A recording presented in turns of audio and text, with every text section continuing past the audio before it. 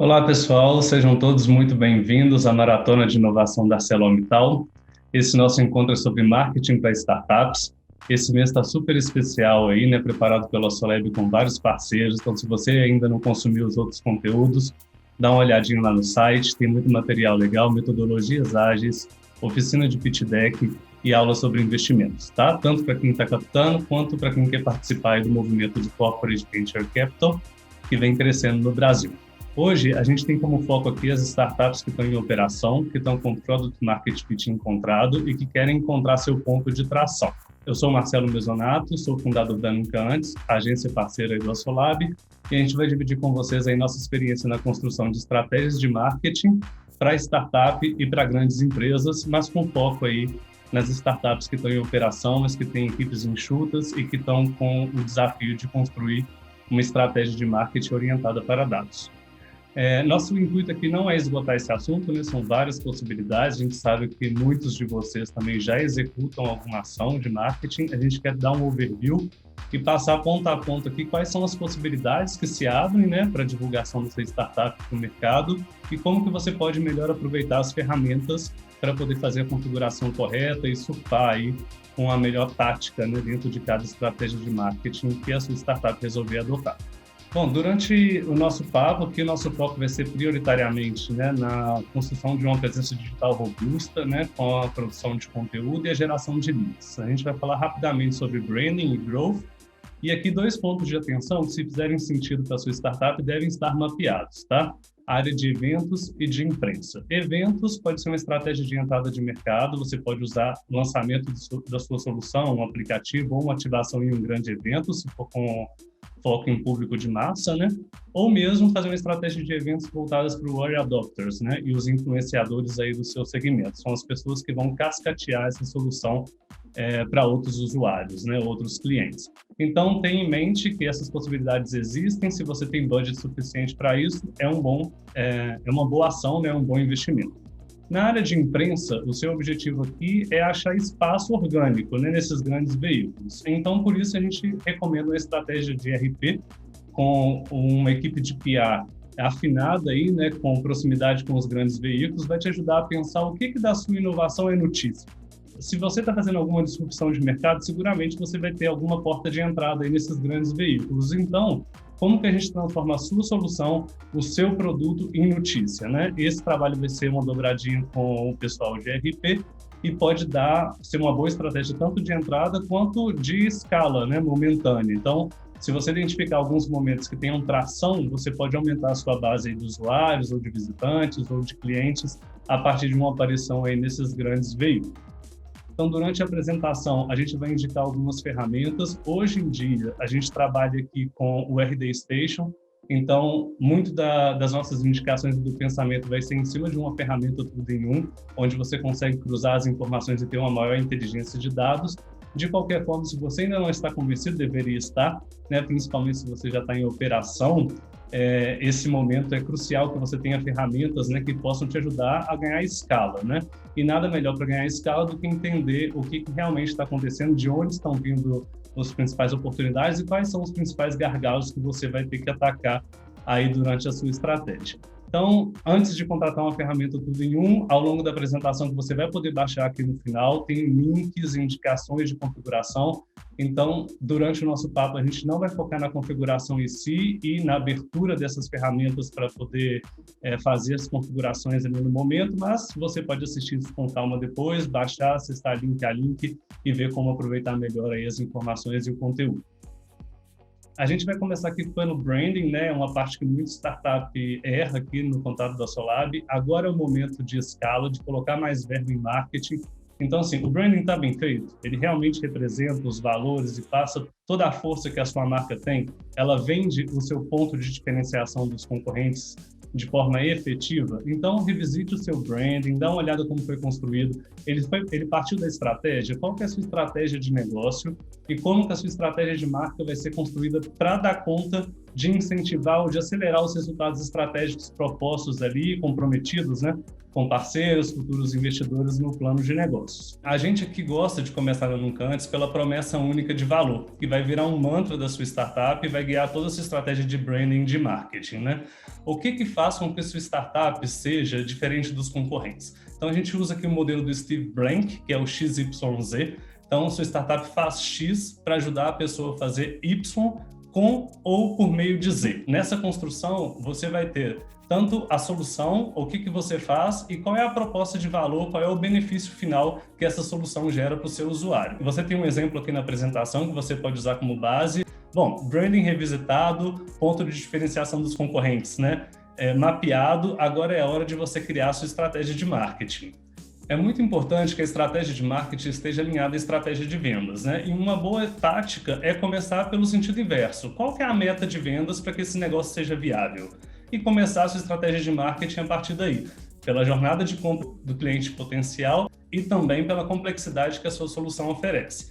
Então, estude junto com o time de vendas qual é a jornada de compra desse usuário, né? Você vai ter uma buyer persona, e aqui buyer persona nada mais é do que um recorte fictício, né, de um cliente ideal. Quem está em operação pode usar como estratégia para a construção dessa buyer persona também um cliente de alto rendimento, por exemplo. Então, o seu principal cliente, quais são as características deles, quais são as dores, quais são as necessidades, os desejos desse cliente, mais do que os dados demográficos, né? Você combinando essas informações, você vai ter um espectro aí de abordagem de conteúdo para poder se relacionar com essa buyer persona. A gente tem duas abordagens de venda aqui em marketing digital, né, que acontecem de forma tradicional, aquela que depende de uma equipe de vendas, tem um pessoal de suporte sempre pronto ali para ajudar e ajudar o consumidor ou o usuário a ter sucesso no uso daquela solução, né, muito usado por empresas de tecnologia que fazem com que acompanham, né, esse cliente na sua jornada, e a self-service, né, que depende mais de uma boa estratégia de marketing e que tem como objetivo conduzir o lead em toda a sua jornada até a conversão sem que ele tenha nenhum contato com a equipe de vendas. Esse modelo é muito utilizado por equipes de SaaS, né? Porque eles oferecem normalmente demonstração grátis, free trial. Então, se você tiver uma estratégia de marketing bem construída, somados a alguma estratégia de neuromarketing, né, buscando aí um gatilho pela emoção do consumidor, você pode sim ser capaz de fazer com que ele percorra essa jornada toda sem ter que acionar o time de vendas. Lembrando que essa atuação é muito próxima, né? E qualquer gatilho, qualquer percepção de que esse lead está pronto para conversão, ele pode sim ser abordado diretamente pela equipe de vendas, né? Vale destacar aqui que soluções que são muito caras ou que você precisa explicar muitos benefícios, as estratégias para essas soluções, elas dependem sim de maior atuação humana. Quando a gente fala de estratégia de marketing, tem uma divisão bem tradicional, né, que é inbound e outbound. De certa forma, assim, no primeiro grupo, a gente tem uma estratégia robusta de SEO, que é trabalhada no site, landing page e blog da empresa, combinada, né, a uma estratégia robusta de redes sociais e investimento em mídia para acelerar esses resultados no início do processo, né? E do lado do outbound, além das mídias tradicionais, a gente tem banners de internet e outros formatos. A gente vai ver que não é um nem outro, né? A gente tem a possibilidade de combinação dessas duas estratégias, principalmente pelo uso do Google, rede de display, que a gente acaba trabalhando com bastante banner de internet também. O que acontece no outbound que é um ponto de atenção para você? Muitos usuários, né, principalmente early adopters, usam ferramentas de adblock ou pagam por serviços premium para não ter contato com publicidade. Então, isso aí já impede com que você chegue a essas pessoas pelo outbound. Além de mais caro também, né, e dispersa um pouco mais a verba, né? São ações mais de massa. Startups muito grandes ou voltadas para o público B2C que precisam de uma base muito grande de usuários, normalmente combinam as duas. Uma das estratégias que são paliativas do outbound, né, com bloqueio de anúncios, é o uso de influencers e o marketing de conteúdo, que faz parte do inbound marketing. Então, essas duas estratégias de marketing estão entre as que mais convertem e as que mais dão certo, e são nelas que a gente deve focar aí essa primeira atuação, esse primeiro plano de marketing estruturado para inteligência de dados. Além disso, o inbound marketing, né, é conhecido como marketing de educação, né, de geração de confiança. Então, você vai trabalhar normalmente nesses textos e conteúdos do seu blog de abordagem a partir de dúvidas e fricções que você já percebe no dia a dia no relacionamento com a sua solução. Então, se as pessoas têm dúvidas de funcionamento ou por que devem usar determinadas soluções, se devem usar ferramentas em marketing ou não, você vai ajudar a educar essas pessoas mostrando por quê, né? Resolvendo um problema ou uma dúvida por vez e criando um material vasto aí que vá dar segurança para esse consumidor ou para esse lead, né, que está em relacionamento aí com você, com a sua marca, dentro dos seus canais, fazendo com que ele amadureça e perceba que realmente aquela solução é indicada para ele, né? Em contrapartida com o outbound, que é frequência, que é visibilidade, que aposta muito na identidade visual da marca, né? Então, se você tem um branding muito bem feito e uma solução B2C que depende de uma base muito grande, o outbound pode ser um aliado da sua estratégia. Agora, se você não está nesse campo nem de grandes marcas, nem de grandes budgets e também tem um mercado B2B, talvez não. O inbound marketing com certeza é o mais indicado para você. Bom, nosso objetivo aqui com as ferramentas de marketing é automatizar um pouco o processo de atração desses visitantes, transformação deles em leads a partir de gatilhos de conversão e o seu amadurecimento até que possam se tornar clientes. No inbound marketing, a gente vai focar em toda a jornada desse consumidor, desse futuro cliente, fazendo com que ele avance, né, dentro desse fluxo de relacionamento, marketing até a futura conversão. O objetivo da sua startup, ao criar uma estratégia de inbound marketing, é auxiliar esse lead, né, em toda a sua jornada, desde a atração até a conversão. E trabalhando aí a sua maturidade a partir de fluxos automáticos, né, que possam melhorar a sua operação e gerar mais inteligência da estratégia de marketing, para que possa ser reavaliado depois junto com o time de vendas e feitas as adequações e otimizações necessárias. Na hora de construir sua estratégia de inbound marketing, né, a atração precisa de uma atenção especial. Você precisa gerar muitos visitantes para o site para que você possa converter parte deles em leads e que possam ser trabalhados para o fluxo até a entrega para o time de vendas. Então, na atração, você tem algumas atividades prévias, né? Primeiro, você sim tem que estudar quais são as keywords, né? As palavras-chave, que são aquelas palavras ou termos de busca, né? Que normalmente a gente faz no Google, e que você quer que sejam indexadas ou quer ganhar autoridade para a sua solução ou marca em torno delas. Mas não é só isso, né? Na estratégia de atração, a gente também precisa tomar cuidado com algumas questões que podem jogar contra a nossa estratégia lá no final. Seu site tem que ser responsível, né? Hoje a atenção das pessoas está no mobile. Outra coisa, velocidade de carregamento. O ideal são até 3 segundos, né? Peso das imagens deve estar leve, que vai te ajudar nesse processo. Então aqui a gente tem várias ferramentas, né? Para diminuir o peso, transferir o seu site para uma nuvem. Tem algumas recomendações aqui, você pode acessar link a link aqui da página de atração, que você vai conseguir fazer essa preparação aí, ter um ambiente aí totalmente estruturado e pronto para buscar os melhores resultados aí de indexação nos motores de busca. Bom, já que a gente vai voltar no assunto das landing pages mais à frente na conversão, vamos focar agora na estratégia do seu blog, né? O blog a gente tem dois tipos de conteúdo, aquele evergreen e o post de notícia, né? Não sei se faz sentido para a estratégia de todo mundo, mas, por exemplo, para portal e para B2C, né, com foco em público de massa, às vezes usar o Google Trends, saber o que está em alta, o que está sendo pesquisado, novos aplicativos, lançamentos, podem ser sim gatilhos de indexação para que seu site ganhe mais autoridade nos motores de busca. De qualquer forma, os conteúdos evergreen são os mais indicados, que são aqueles que não perdem validade ao longo do tempo, né? São conteúdos mais perenes. Então, a sua estratégia pode combinar conteúdos perenes com conteúdos de notícias para tentar dar alguns picos de audiência aí no seu endereço.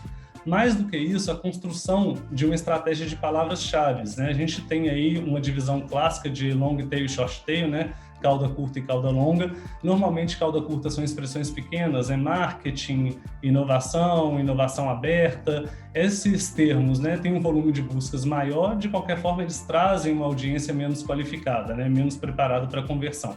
E outros são cauda longa, né, que normalmente é estratégia de empresas entrantes aí e que não tem tanta autoridade para brigar com outros grandes endereços.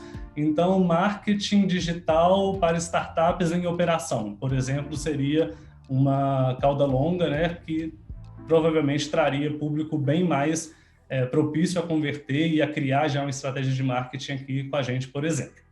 Então, você tem que ter em mente essas duas questões, né? Talvez valha mais a pena brigar por palavras-chave de cauda longa, porque se você cobrir uma nuvem muito grande, pode ser que com o volume picado de cada um, você tenha um grande volume de visitantes no seu site.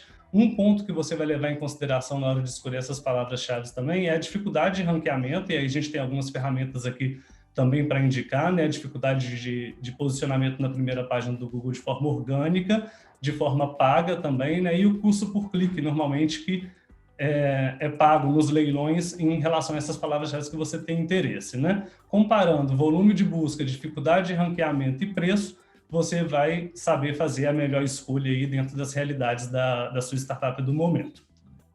E é bom falar também, né, pessoal, que SEO não tem a ver só com configuração, né? A gente tem aqui uma lista básica aqui no slide para vocês acompanharem. Esses posicionamentos normalmente são preenchidos em plugins, né? Se seu site tem uma base WordPress, por exemplo. Se não, você vai ter que ver com a programação e na inspeção da página onde estão localizados esses pontos para preenchimento. Então, a gente tem um ponto de atenção que é o H1, né, que normalmente é o título da página, né, que é a palavra-chave efetiva que você está buscando ranqueamento. O H2, H3, H4 e por aí em diante, que vai dizendo qual é a relação de subordinação das informações que estão ali no seu texto, são os subtítulos que conversam com o título e o subtítulo do subtítulo, né? Mais um ponto de atenção é a densidade da palavra-chave, ela tem que estar presente no seu texto aí em alguns momentos-chave, como, por exemplo, na abertura do texto, no encerramento, mas também com um volume de 2 a 3% do conteúdo. Outro ponto interessante, né, o alt da imagem, né? Você tem que dizer para o Google o que é que tem de informação naquela imagem. Então, o preenchimento do alt é fundamental. Um outro ponto de preenchimento é a meta description, né? Que é o gatilho ou o convite para que aquela pessoa acesse o seu conteúdo. São aquelas duas linhas que aparecem abaixo da URL nas buscas do Google.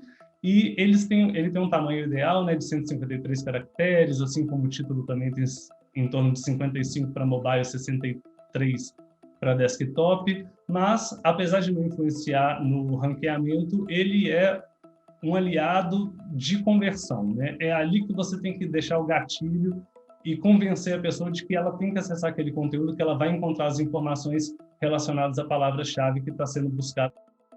Se a gente está com estratégia de desempenho orgânico no Google, né, que é a estratégia de SEO que a gente acabou de falar, e combinada a ela, vale destacar que o YouTube é super interessante. Primeiro, porque ele também é indexado pelos motores de SEO, não é do Google. Então, se você tiver uma estratégia de produção de vídeos que tenham relação com os temas mapeados pelas suas keywords de interesse de indexação lá atrás no mapa, também vale muito a pena, tá? Mais do que isso, né? O SEO vai além da palavra-chave, né? Qual é o trabalho on-page que você pode fazer? Você tem que ter uma estratégia de backlink muito bem estruturada, né? De link building. Então, você vai posicionar links de forma natural ao longo do seu texto, levando para outras áreas e outros conteúdos do seu site. O seu intuito é fazer com que esse usuário permaneça mais tempo dentro da sua página, do seu site, né? Gerando autoridade, gerando pontuação para o endereço. E também a estratégia de backlink, né? Quanto mais outros sites linkam para o seu site, mais indicam que ele é referência para alguma coisa. Claro que o backlink não é qualquer site linkando para você, né? Quanto mais importante e mais autoridade o site que tiver dando um link para o seu endereço tiver, mais força ele vai transmitir para o seu endereço. Então, relacionamento aí, buscar os influenciadores das áreas, fazer alguns posts cruzados, né? Tentar fazer uma experimentação e fazer com que essa comunidade do entorno da sua solução circule ali de certa forma. Pessoal, endereços prontos, preparados, né? Trabalho de SEO bem feito, mapeado. Agora, como que a gente pode potencializar esses resultados de atração? Hoje em dia, todo mundo está nas redes sociais, né? Então, qual que é a presença de redes sociais que a sua marca vai ter? Quais são os canais prioritários? Quais são os territórios de fala e posicionamento e envolvimento que a sua marca vai ter nessas redes sociais? Aqui é o lugar para você gerar conversa, reforçar os valores da marca, a cultura da sua startup. Então, uma estratégia de redes sociais bem pensada, robusta, com uma presença nos canais ideais, onde o seu público-alvo, a sua persona, né, está mais presente, é fundamental para o sucesso de atração de novos visitantes para esse site. As redes sociais vão servir de gatilhos, né? E hoje, como o resultado orgânico praticamente é nulo, né, você vai ter que ter uma estratégia de mídia paga por trás, e a gente vai falar aqui não de todas, mas de algumas estratégias que são mais usadas por startups que estão no ponto de operação. Todas as redes sociais oferecem analytics para você acompanhar esses resultados, mas também se você trabalha com a ferramenta Tudo em Um, você vai ter esse cruzamento aí de resultados, né, de desempenho da sua atuação nas redes sociais e com o investimento que você está fazendo aí nesse plano de marketing. Nosso objetivo aqui com o plano de mídia digital é garantir uma presença multicanais para que você possa tirar insights de qual é o principal canal, né, ou o canal ideal para você ganhar a escala da sua solução. Se você tem um Product Market Fit validado, agora você precisa encontrar qual que é seu Channel Market Fit, né, qual que é a melhor forma de distribuição dessa sua solução. Aqui a gente vai abordar as redes mais usadas, né, pela maioria das empresas. Claro que quanto mais verba você tiver, mais possibilidades você tem aí de trabalhar em todos os canais, né? E se você tem esse dinheiro, essa possibilidade, teste. E é com esse objetivo que a gente vai construir esse plano de mídia e analisar os resultados do que está chegando de visitantes e conversão de leads e de clientes efetivos por aqui.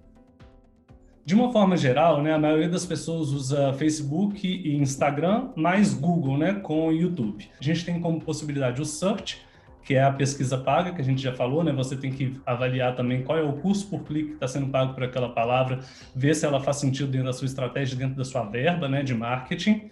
A gente tem a rede de display, que é bastante utilizada também, que são os banners, né, distribuição em sites parceiros, e os anúncios de YouTube, né, que tem aquele antes do vídeo, que é um pouco interruptivo, e o formato mais indicado no YouTube é o Discovery, né, que são aqueles vídeos indicados relacionados ao tema do conteúdo do vídeo que está sendo consumido pelo visitante, né, e que fica de forma mais natural e que tem uma taxa de conversão bem alta. A gente tem um outro que é muito importante, que tem uma conversão muito alta, que é o remarketing, né, que é fazer uma propaganda ou uma promoção de comunicação exclusiva para quem já teve algum contato no seu site, mas não converteu.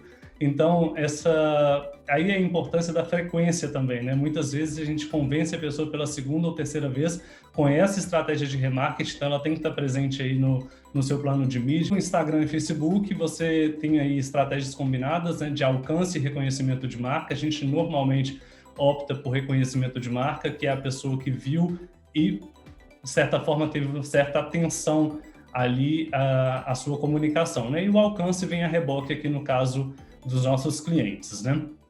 Se você tem uma empresa de massa, o alcance sim pode ser muito interessante, com a frequência ideal aí, para que a pessoa lembre ou tenha fresco na memória que a sua solução existe, está ali pronta a qualquer momento para ser utilizada.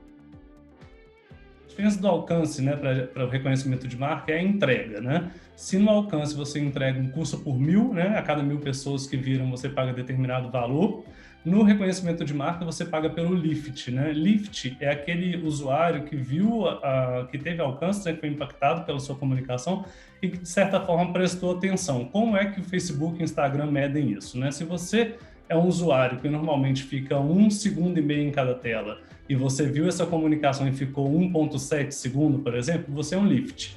Você tem que ter um comportamento acima da média em relação àquela comunicação para você ser considerado uma conversão.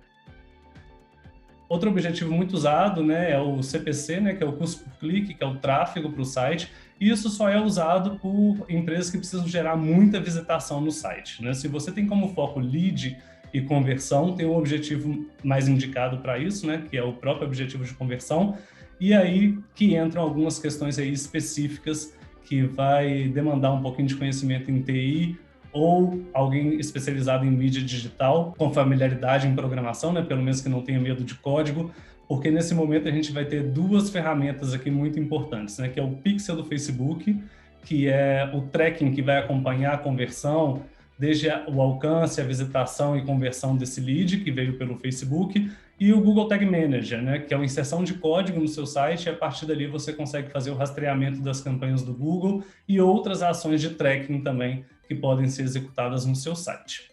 E na distribuição dos seus anúncios, você vai poder escolher públicos, né, no caso do Instagram e Facebook, e no Google você vai poder trabalhar tanto com palavras-chave relacionadas ou com áreas de interesse também dessas pessoas, que são segmentações mais amplas, né? Se você está começando agora, foque no amplo e depois, com o amadurecimento e a inteligência de dados gerada pelas suas primeiras campanhas, você pode fazer uma transição aí para as palavras-chave que tem um volume muito menor, mas aí você já vai ter pelo menos mapeado quais são os gatilhos, ou quais são as palavras-chave de maior potencial para gerar resultados aí para a sua solução.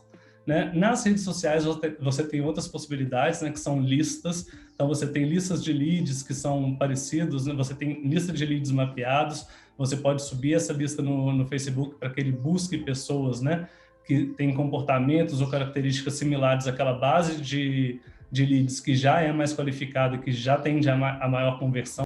E também você pode usar listas de pessoas que já visitaram, se relacionaram com o seu canal do Instagram, mas que ainda não te seguem, por exemplo. Então tem muita gente, né, isso é importante dizer, né, você influencia muita gente que não tem reação nenhuma com a sua comunicação.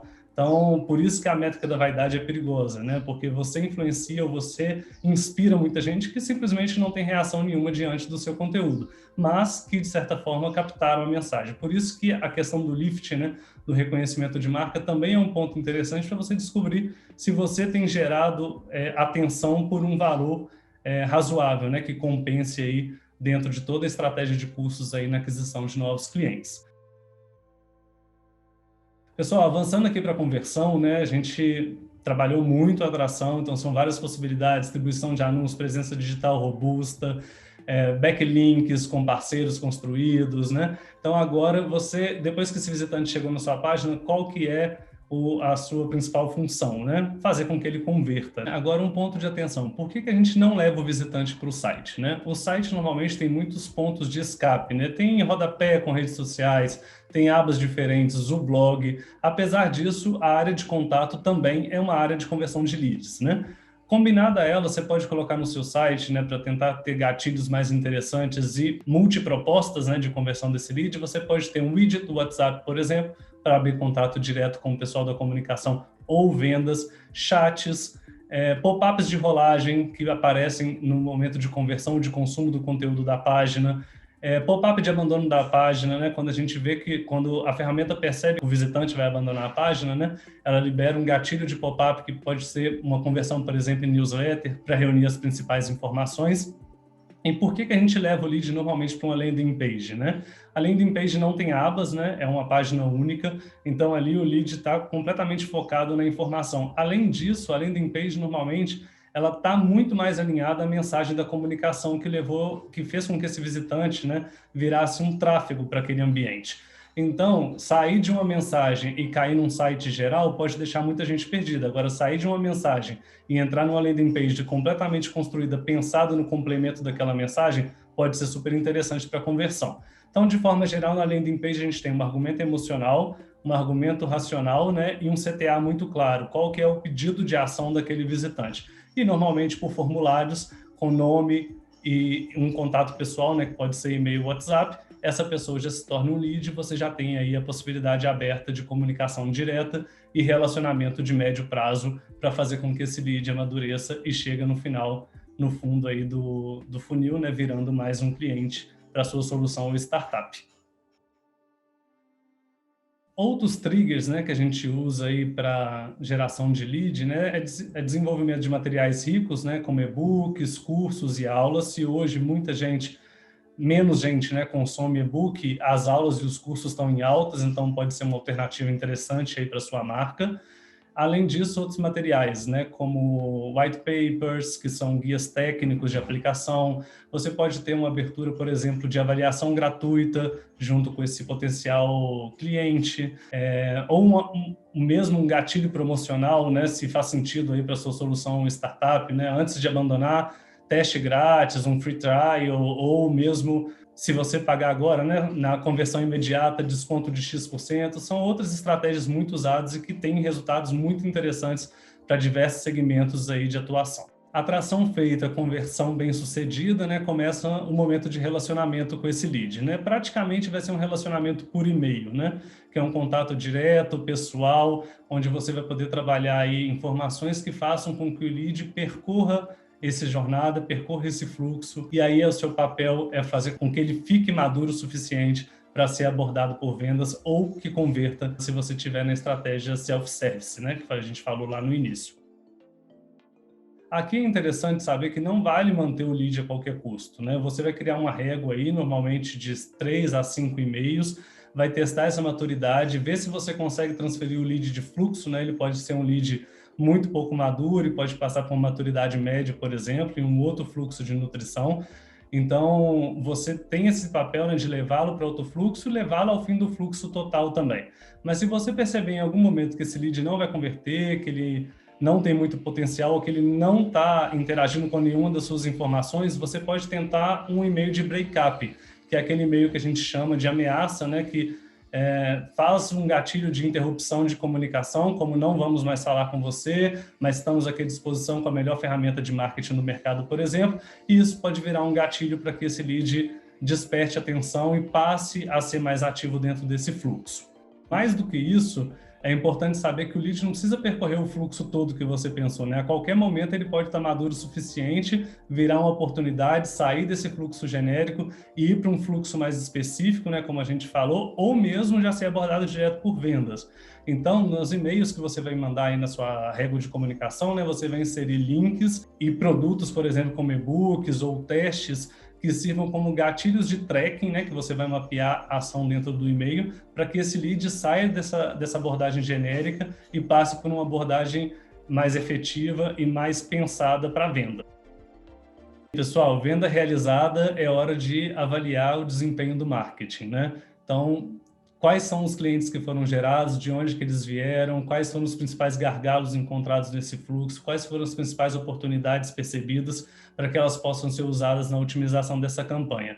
Para trabalhar com startups e soluções de inovação, serviços SaaS e aplicativo, as otimizações são diárias ou, se não, semanais. Que ao final de cada ciclo, sentar com o time de vendas, ver qual foi a contribuição efetiva para marketing, de onde estão vindo os principais leads, qual é o canal ideal, qual é o recorte do lead, do público, né, que você usou, que deu o melhor resultado de desempenho, qual é a combinação que traz o melhor custo-benefício para a geração de leads e, finalmente, de clientes dentro da empresa. Esses insights que vocês vão tirar em equipe vão servir para você otimizar todo o fluxo que foi construído no inbound, né, que trabalha desde o momento de descoberta, consideração e avaliação do lead em relação à solução. Se no inbound marketing, pessoal, a gente trabalha o lead, né, em toda a sua jornada de maturação, no growth a gente tem uma abordagem diferente, né? O foco é na conversão, né? Você precisa escalar rápido. Então, além de uma abordagem multicanais muito mais efetiva, né, e ferramentas de marketing assim obrigatórias, a abordagem growth ela foca no fundo do funil, né? Quais são as pessoas de maior probabilidade de conversão e como que eu posso fazer com que ela vire base de forma mais rápida, né? E aí começam a entrar outras possibilidades que a gente não trabalha no inbound, né? Ou na estratégia de marketing digital para a operação, por questões de verba mesmo, né? Uma presença robusta em todos os canais, mídia programática, que é distribuída em grandes portais de grandes audiências, instalação em NEP, né? Propaganda dentro de aplicativos.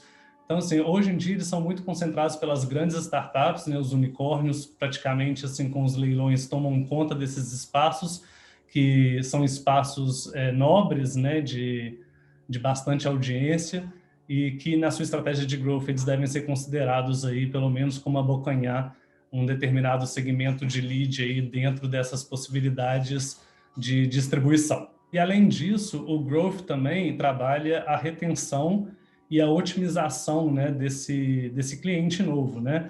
Recompra, compra cruzada, upgrade de plano, por exemplo, essas todas são estratégias que podem ser automatizadas também para que a gente possa ter a maior rentabilidade, né, em cima de cada lead, cada cliente possível. E aí, na avaliação final, né, se o custo por aquisição e se o tempo de vida que esse cliente fica em relacionamento com a sua solução é suficiente para cobrir os custos da estratégia de marketing, o custo de estrutura, né, de operação da empresa e ainda assim gerar lucro. Os desafios são muitos, né? A gente tem aqui como principais barreiras para escalar o preço, a complexidade da solução, B2B normalmente, né, entre tantas soluções aí de tecnologia, por exemplo, como que você vai convencer por propaganda de massa que a sua solução é a ideal, né? Então, soluções B2B normalmente assim exigem envolvimento maior humano, né, na hora da conversão, e também produto nichado, né? Se você tem um produto, uma solução que é de nicho, por exemplo, quem compra a sua solução são diretores de inovação, ou contratam sua solução, né? São diretores de inovação de grandes empresas. Então, isso aí vai dificultar que você tenha ações de massa e disparos também, né? De automações, criações de fluxos automáticos de massa. Bom, antes de fechar, a gente vai trazer algumas armadilhas aqui do marketing digital, né, para vocês poderem ter aí em mente quando forem criar a sua estratégia. Viral, muita gente aposta no viral, né, e quer pela criatividade a qualquer custo ter grandes audiências e grandes momentos aí, né, de boost, né, de visitantes, geração de leads. O viral pode acontecer, mas não é certo, né? Outra questão é achar que o Google resolve tudo, né? Um trabalho bem feito, né, estruturado de SEO é o ponto de partida para você criar autoridade, mas essas visitas não vão resolver o problema da conversão, né? Você tem que ter em mente que nem sempre o lead, né, ou o visitante vai estar preparado, então você vai ter que fazer um trabalho de amadurecimento, né, de relacionamento com esse potencial cliente. Um mito, né, de que a internet é baratinho, a internet não é barato mais, né? Os preços aí de custo por lead, custo por 1.000 de impressões, né, para alcance, eles vêm escalando assim muito rápido dentro das redes sociais, né, vem ficando mais caro mesmo. E, por fim, né, as métricas de vaidade, né, views e likes, né, a gente sabe que like não paga boleto, né, como dizem muito por aí, e a relação de pessoas que curtem seus conteúdos com as pessoas que consomem suas soluções é muitas vezes menor do que 1%. Então, não se prendam aí aos likes, aos views, né? Foquem no resultado. O que é resultado para você? Geração de lead, tempo de consumo, venda cruzada. O que é que representa resultado efetivo para a sua startup, né? E foque nisso aí para buscar os melhores resultados. Isso, algumas métricas aqui que a maioria das pessoas costumam acompanhar. Se ficou muito superficial para você, para o seu momento da sua startup, ou se você tem dúvidas mais específicas em determinadas estratégias que foram apresentadas por aqui de forma muito geral, mande suas dúvidas, a gente vai responder todo mundo aqui da Maratona. Pode procurar tanto nos canais do Assolab, quanto nos canais da Nunca Antes Agência, aí no Instagram, LinkedIn e nosso site também. Beleza, pessoal? Espero que vocês construam sua estratégia aí de marketing, né, orientada para dados e estejam convencidos aí da necessidade, né, de contratação de ferramentas que possam fazer com que você mude de patamar aí e tenha uma atuação muito mais profissional. Até a próxima.